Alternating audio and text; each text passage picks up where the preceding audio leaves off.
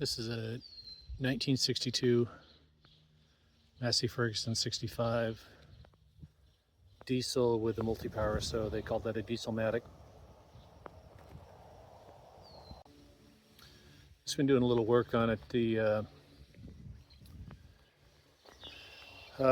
a conversion to put a front hydraulic pump on it. That was the biggest change. Had to make a adapter in here. Another video on that. And if you look in there, you can see the shaft that goes back into the an adapter on the front of the crankshaft pulley. Kind of surprisingly, both that shaft and adapter are available still. Then the pressure hose comes out on this side of the pump, goes up around. Got them zip tied to the return hose. Tried to snake that in such a way that it wouldn't be too likely to catch on things. Made a bracket here that just bolts onto the one of those front implement mounts on the tractor. A couple heavy-duty zip ties. Pull the hoses in. And another bracket here.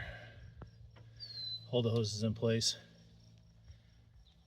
And then originally there was no filter at all in the system. Then it had a filter. I put a filter on the inlet, which is the wrong place to put it. But by having that filter on the inlet in the wintertime, it wouldn't, it would cavitate. And I think that ruined the old pump. Anyway, to put a nice threaded fitting on here, there's these adapters called, I think they're called Phoenix fittings. And they're just pipe thread with a flange on them, weldable. So there's one there for that. Now on the other side, I put a big old fat 2-inch fitting on there. And that allows me to actually, if I take that fitting out and this fitting out, I can put a light in this top one and look around that bottom one and make sure the tank is clean to see any dirt or anything in there.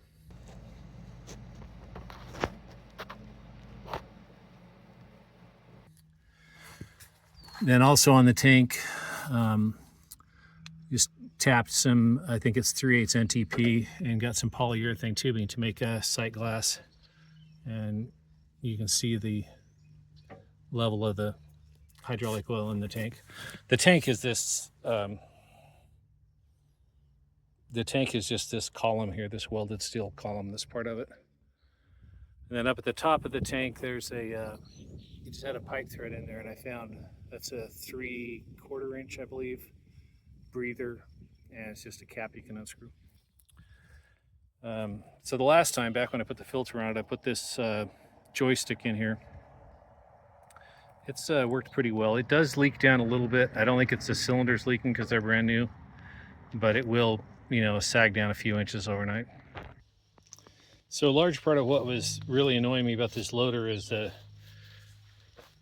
well, first off, these rams, these are replacement rams, and they're just from Magister Hydraulics. I think they're 42-inch long. Original ones were about 44, but I don't seem to have lost a whole lot of range of motion on them. Anyway, these rams, the old rams were leaking, and they were not chrome plated, the old DuAl rams.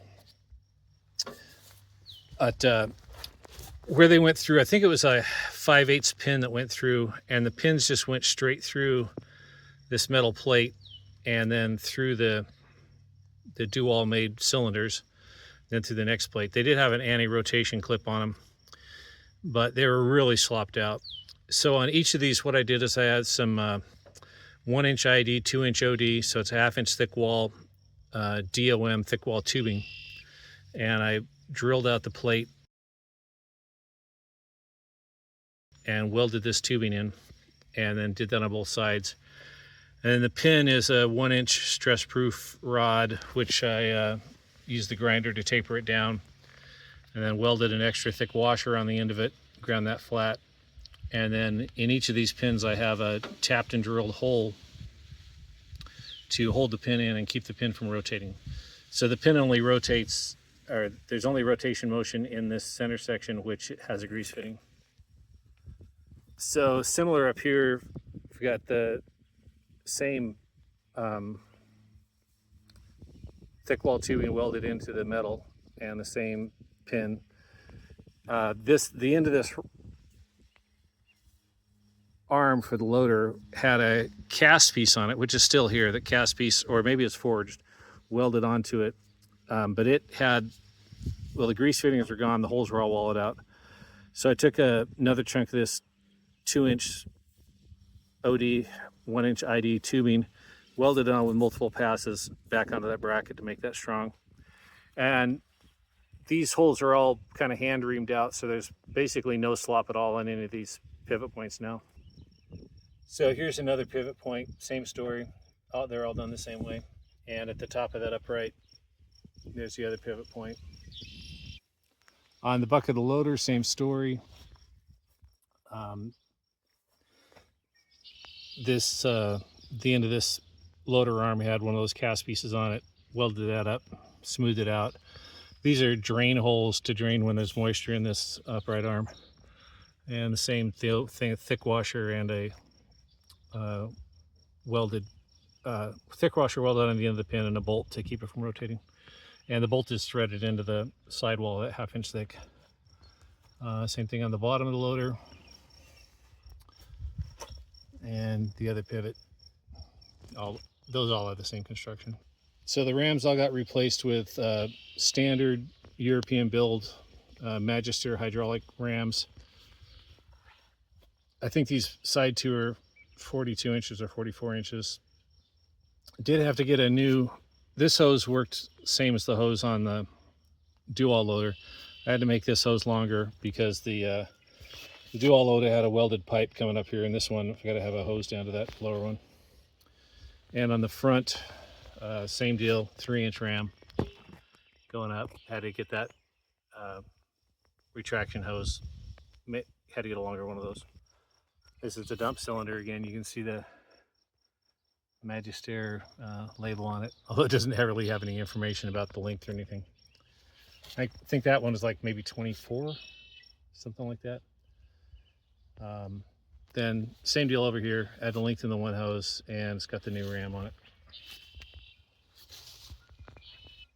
Up in the front, this bucket is in pretty crappy shape.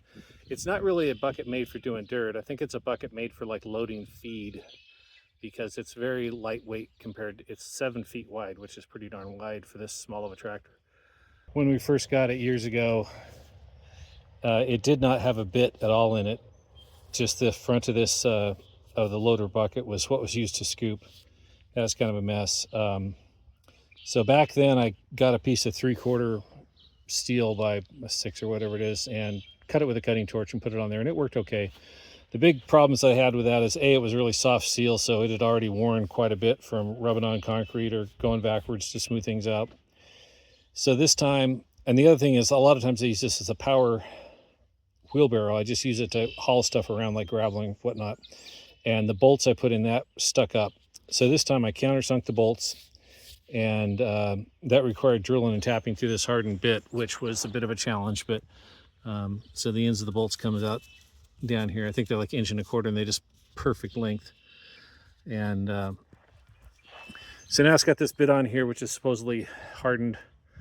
That bit came from Titan Equipment. And the only thing rough in the loader are these bumps here. And those are so I can put a receiver so I can move stuff with a ball hitch around it easily. Rebuilt this section over here. It had a much smaller kind of, I don't know what you call this, a cheek piece or something. It was smaller and it was really worn out. Got that gouged off and cut a nicer piece here. The loader still has some actual holes rusted in it, but most of the time I don't really care about that. I mean, I use it in the winter a couple of times to push snow out, and then in the summer if I'm doing gardening or landscaping, I'll push some stuff around with it. Well, if you're still watching by now, you're probably interested in old tractors and stuff, so I'll give you a quick tour of this Massey. It's got power steering. It's got a pretty beefy front axle in it. If you do get the bucket all full of dirt, something, I don't know if it's the wheel or the hub or something, flexes and the tire actually rubs on this section right here. You can see it's cut a groove in the tire, and if you turn the wheel you can see it's rubbed on there.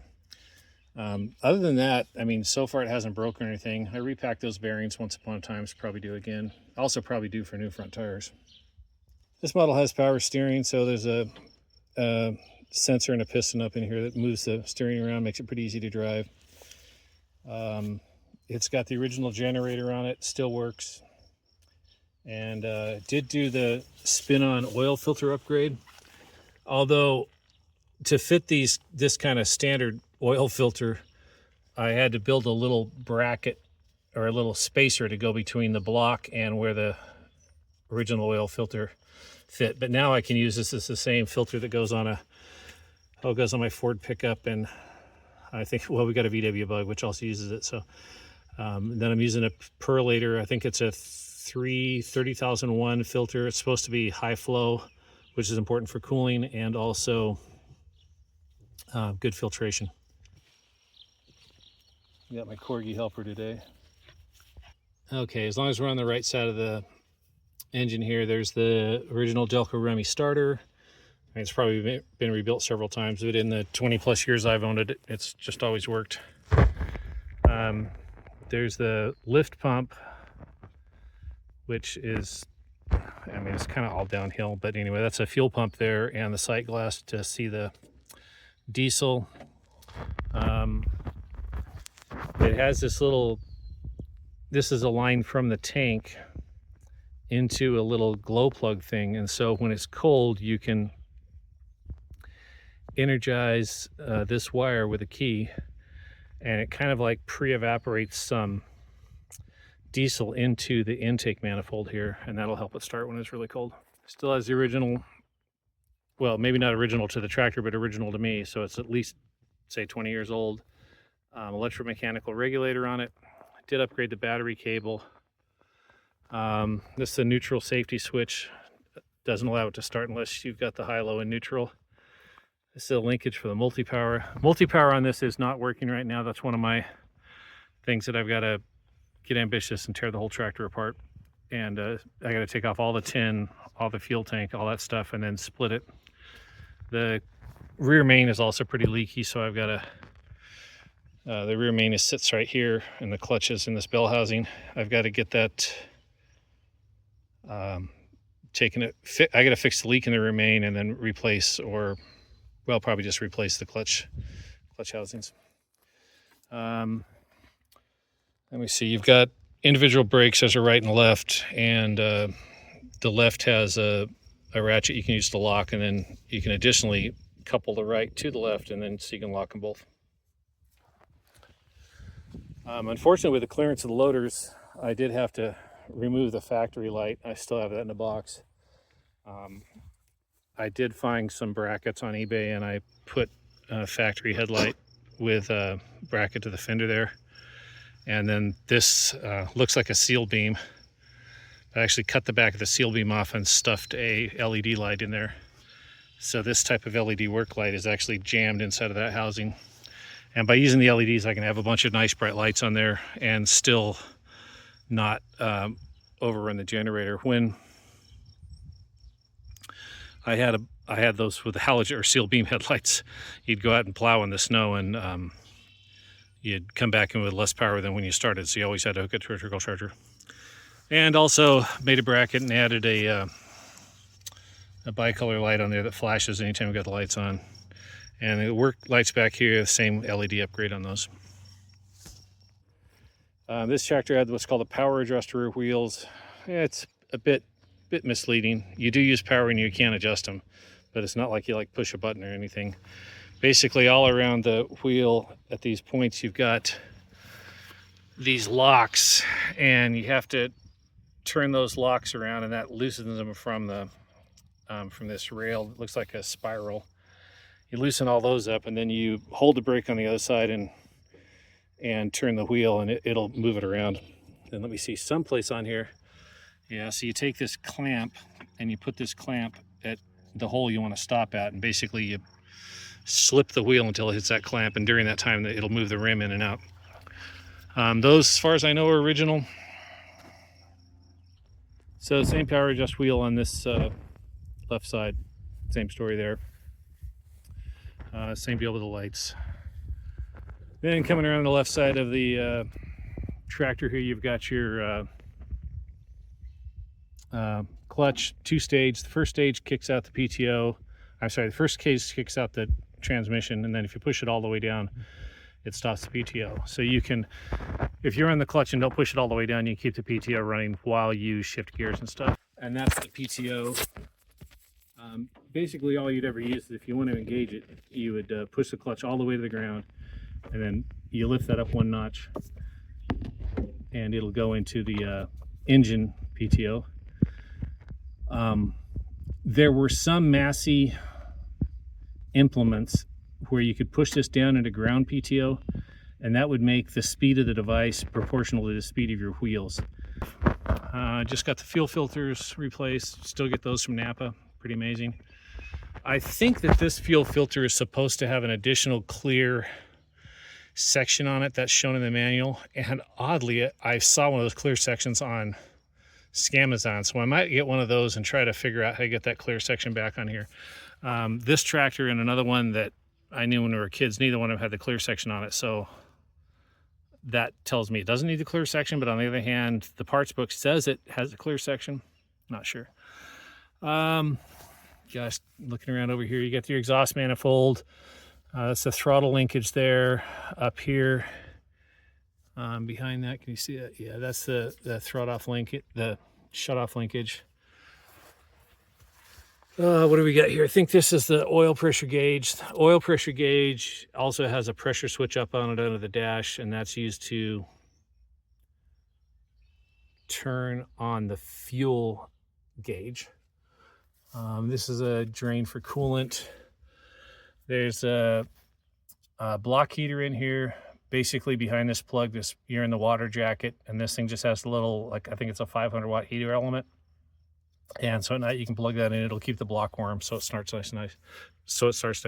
This tractor has always started nice anyway. If it's really freaking cold, you might have some trouble. Let's see, you've got the power steering over here. That's the pump. This is the later pump that was made by Massey Ferguson. There's also a Cessna and one other brand of pump that was on these. And these hoses go up the reservoir, and the other hose, we're coming off the bottom there, that's the pressure hose that goes up to the cylinder. And the injector pump, it's a CAV brand injector pump. As far as I know, everything was fine with that. I did make the mistake once when I was trying to bleed it. I thought that these were bleeders up here, and I loosened them. Anyway, that started leaking here at the cap. Just recently watching Bundy Bear Shed, got brave enough to take that cap off and replace the O-rings in there's two arms, the throttle and the shutoff. And I replaced those O-rings and replaced the gasket on there. Got all the springs hooked up. It's pretty fiddly, but you know, it's not the end of the world. And it seems to run fine without that. So now I believe I have this leak fixed, which is one of the main leaks. When I first got it more than 20 years ago, I took the valve cover off and replaced the gasket on that, and that kept everything. It's fairly dry. So this is the AD4203, so it's 203 cubic inches, 3.3 liters, and its injectors look like this. They've got a line, that's the temperature sensor. They've got like a return line on the top, and the other injectors on the older one, which are even more of a bitch to get primed, do not look like this one. Let's see, so that's the oil fill for the engine. Dipstick is down here, sitting long enough. I just changed the oil, so of course it's beautiful and clear now. Well, clear for a diesel. It's completely black after only 10 or 15 hours. And what else is on this side over here? I guess not too much. The exhaust, nothing exciting there. I used a slim automotive muffler to make it a little bit quieter. Not a lot of the noise on this is from the exhaust, just the engine itself is really noisy. So under the hood, you've got your air intake here, which I've kind of added a gasket so it's forced to pull the air from the front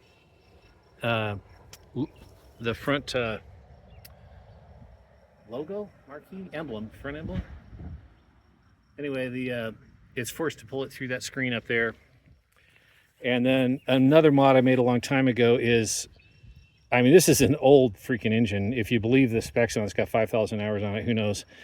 But it's at least 62 to 2004. What's that make it? 62 years old, I guess. Anyway, so it has blow-by, and I vented the blow-by. Instead of dumping it down through the factory tube, which just dumps it down below the oil pan, I routed the blow-by up here so the crankgate gases get ingested back in the engine. That's kind of what modern cars do-ish. That's mainly to make it less smelly when you're running the thing. Here's the reservoir for the power steering. Just takes, the manual says ATF type A.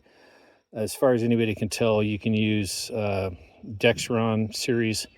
I'm using some Valvoline VV3246 synthetic because I had some of that around. Fuel tank, fuel sender, that's not been, that was dead when I got it, and I put this sender on it back whenever I got this thing, so 95, yeah, about 20 years ago, something in that area. Then the battery, I got the kind of biggest, nastiest battery I could find from wherever I bought it from that would fit in there, and I think it's like maybe even an AGM or something. It's a pretty nice battery. Okay, back here at the business end of the tractor, so I've got this rototiller on here, which really, if you're in hard ground, really shatters and chatters and bangs around. And the ball joints here, these pivot joints here, which are Cat 1, and this connection up here, which is Cat 2, they had a rattle. There's probably half an inch, like, 3/8 of an inch and 3/8 of an inch and 3/8 of an inch. It was sloppy.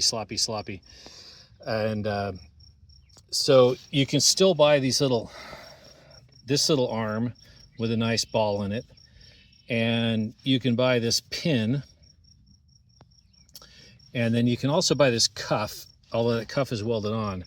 So for this end, I had to take and use the grinder and torch to get that cuff off, get that end all cleaned up, put the new cuff on, weld it, and then of course, since everything is yeah, there's a whole other part number for this little thing here it's a little release to make it easier to hook it up. Anyway, with modern, everybody's making from different manufacturers. Yeah, I had to clearance this a little bit so that this pin would lock in. And then on this end down here, I ended up buying a new ball end, and found used, oddly, the correct part number of this pin.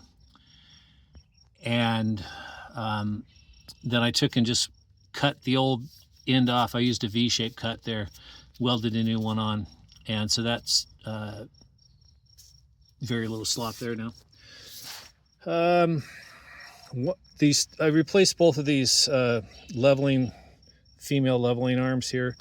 One of them had been cracked and welded when I got the tractor, and then I was trying to pull a dumpster out and it broke, so I got those replaced. The top part is still original, and the top part in the crank is still original.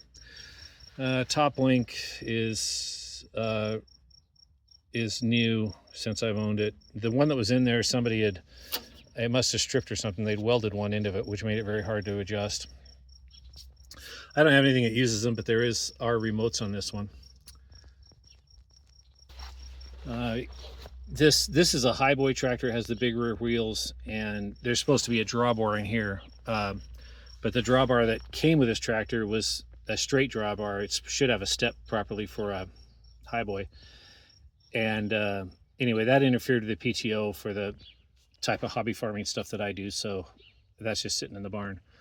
I think this might have been added on. I'm not sure if this is a factory thing that's been broken or welded, or if some farm boy made that, but it was there since I've owned it. Same thing over here. I rebuilt that lower arm. I would happily buy a new arm, but there aren't any new arms that have this easy connection thing, and that really does make it easier when you're hooking up stuff. What else is down here? PTO is normal. There is an optional shield, but none of our tractors had it growing up, so I figure I don't want it on there because we weren't safe then, so I'm not going to be safe now. I am missing a bolt here. I think it's broken off in there. All right, so the other thing that added, and I think there's a video of that on my channel someplace, is this roll bar. I flipped the roll bar up there. It's nice because it's foldable, this particular one, because the barn that I stored in, that roll bar is too tall to go in the barn. There's another video on that. It's from Bear Company. Bought that just recently. To connect the loader on, the loader goes, this orange stripe here is the loader, hits 2 bolts there. And then the roll bar added that plate on, and I didn't have to drill new holes for the roll bar, but if I use these holes here for it, which make it line up right, these holes over here do not line up with those.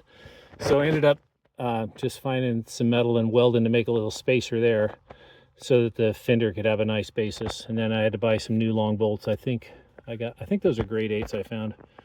So those are cranked down good, and hopefully, you know, if you do roll, these are your primaries, but this bolt here also adds a little strength to that. So hopefully all that stuff's good. And then they've got the stabilizer things. A lot of times you'd see farmers that didn't use a lot of 3-point, and they would these stabilizers get broken and they just not use them. But if you don't have those on any kind of implement, really swing side to side.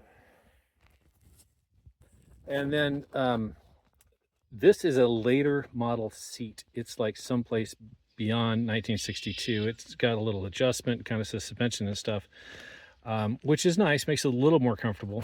I mean, in general, the ergonomics of this tractor are horrible, but that makes it a little more comfortable to ride. And I saw one of those in a junkyard one day and grabbed it and got it working and stuck it on here with new cushions.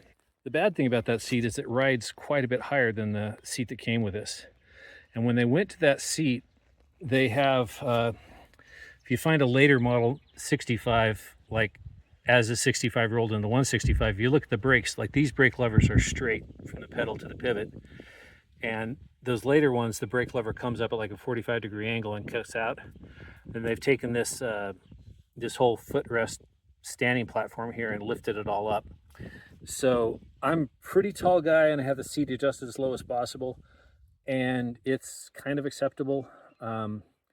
Properly, I guess if I was trying to keep everything real, I would, I've still got the old pan seat that's just like a flat piece of, well, not flat, it's just like an unsuspended piece, a bucket that you just kind of sit in with similar cushions. I could put that back, but you know, for actually using it, I think this is a little more comfortable. Oh, I also missed over here. You've got the transaxle oil, which is the oil for the transmission, the rear end and the transmission. So let me see, I'll back up a little bit here. So your clutch is in this area from here to here, and then there's basically a wall in here, and then your actual transmission that shifts things in here, and then coming back into this area, well, there might be some gears in here too. I haven't had one of these apart since I was a kid. But anyway, this whole thing from way back there all the way up to here is all flooded with oil, and your dipstick for that is here, and it's all beautiful clear because I replaced it. But here's something I didn't know. The whole time when I was growing up, we never ever changed the filter on this rear one. And so when I started having trouble with the multi-power and started digging in that, people are like, well, is the filter clean? And surprisingly, I had no idea, and I had never messed with a filter. So that's probably what ruined my multi-power. The filter gets clogged full of crap. That reduces the pressure to the multi-power. With less pressure, the multi-power slips. The slipping produces more crap, which clogs the filter, which makes it's a vicious cycle. And I did not know about that. So still things to learn. And that's probably what ruined my multi-power. Then this is the differential lock. If you don't have a differential lock, try to find the parts to convert your tractor. That is so useful for any kind of thing where you get one wheel spinning. You just push this down and let the wheel spin a little bit. It'll fall down another notch as it engages the dog that locks the differential up, and then both wheels will move together. Just rest your foot on it lightly as you start going, and then as soon as it slips, you'll feel it go down that extra notch. If you just stomp on it wholesale, this will slip, and then it won't work until you loosen this up and readjust it. Okay, so these tractors are actually old enough that one of the options was to be able to stand up on those. You could stand up on those foot pads down there and drive the tractor standing up, and so that's why this seat will come up and flip way back out of your way. That's so you can operate them standing up. Okay, so kind of a sky view of the cockpit here. You've got your seat and your loader valve over here, lower, raise, I think it's dump and curl. These are the two valves for the hydraulic system that's built into the tractor. One of those always stays in one position, and the other one you can use it to run the remotes. Now for your 3-point lift, you got that over here. And I've never understood, there's a draft and a whole bunch of weird stuff on there as part of this Ferguson system, which is really revolutionary in the tractor. Basically, when your plow got really stuck, it would lift the plow up and you wouldn't have to stop. Like normally with a plow, you'd stop and you'd be done. You'd have to back up, take another run at it. And with this system here, it would detect the force on it, and that's this draft lever, and it would lift the plow up a little bit to get you through the thick spot, better than stopping. I always just use this in the position up in here, and that's very nice actually, because if you put it like line it up with the S in position, it'll always be the same height back in the 3-point, and if you put it up like to the arrow here, that'll always be the same height. So it's not like you're opening a valve to lift and then opening a different valve to lower it. It always feeds back and goes like, if you shut this thing off, it'll eventually leak down, but then when you start it back up, it'll go back to exactly the same height. It's a position-based measurement rather than a change-based. So that's really nice. Okay, what else is up here in the cockpit? So you've got your gear shifts. This first one, you've got reverse 1, 2, and 3. I hope this comes in okay. And that, so you got, there's reverse, first, seconds here, thirds there, and your neutral. And then over here you've got a high and low. So you've got low, start, and high, and S for start. That's when that neutral safety switch is disengaged. I guess we could start it just for kicks to show you how it starts up.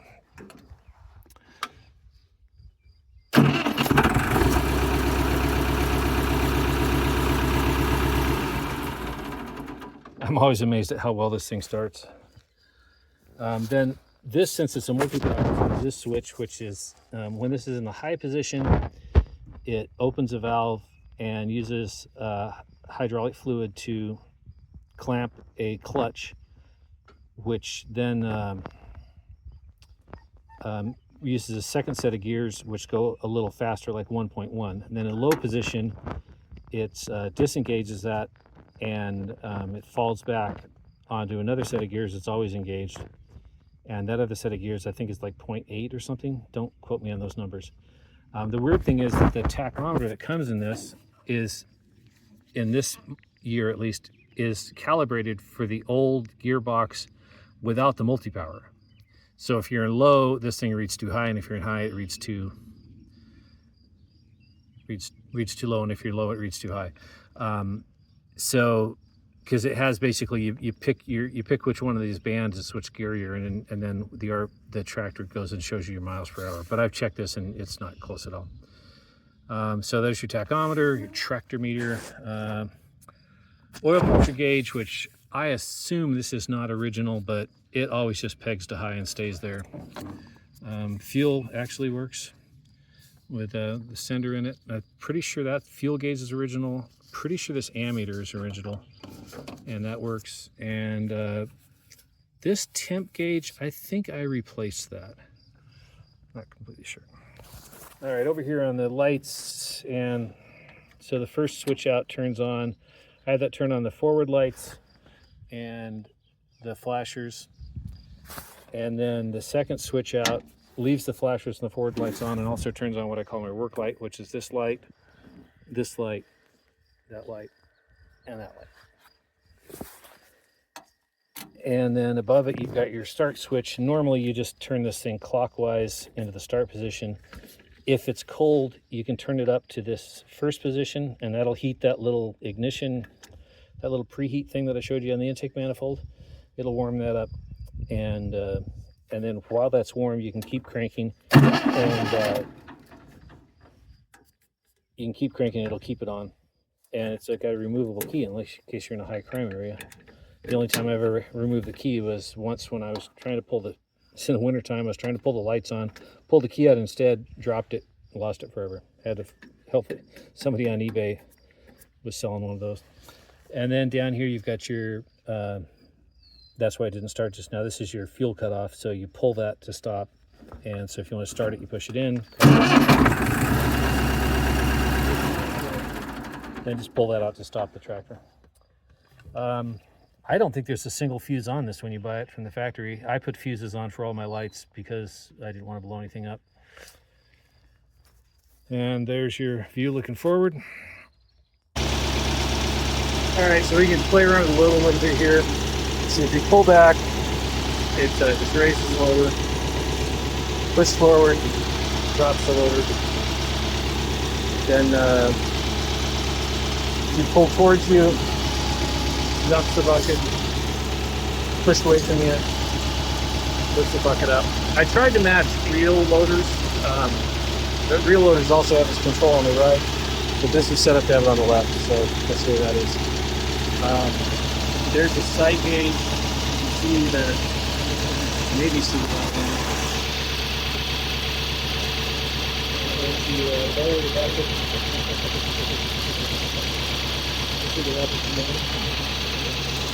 And it's the loader's pretty strong. You can lift the front of the tractor up. You see the front wheel drop on the ground. And this loader also lifts very, very high. It's a loader stacker. So I don't know if there was like some kind of fork attachment you could put on it. But that loader just keeps going up and up and up and up and up. And I mean, that's way the heck up there. I don't know, maybe, I don't know, 10 or 12 feet or something, way up there.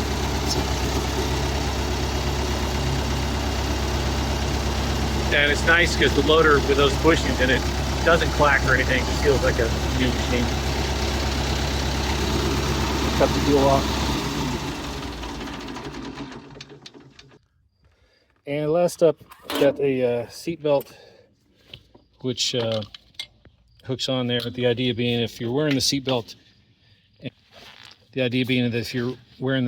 in your roll the tractor, it'll keep you in the seat more or less.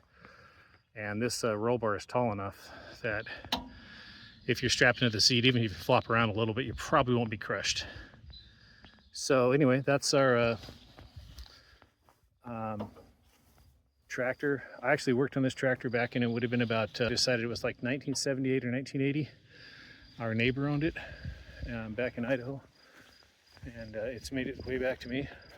I can verify it because the generator, when I pulled the generator off, it wasn't working on the back of it. That neighbor's name was written on the generator. There is supposed to be a piece of sheet metal that goes around here. Of course, it won't fit with that pump on there. I found one on Facebook Marketplace. I don't want to ruin the original one, but I found another one on Facebook Marketplace, and I may modify that and make it so it kind of partially goes around the pump, or maybe goes over the pump or something. I don't know. It depends on how much time I want to waste messing with that. Anyway, so I'm always kind of amazed with this tractor. The only thing on it right now that doesn't work right is the multi-power, and it's got a rear main leak, and because of the rear main leak, the clutch. Brakes all work on it, everything else. Pretty amazing beast. All right, well, if you stuck with it this much, you deserve some kind of an award, and thanks for watching.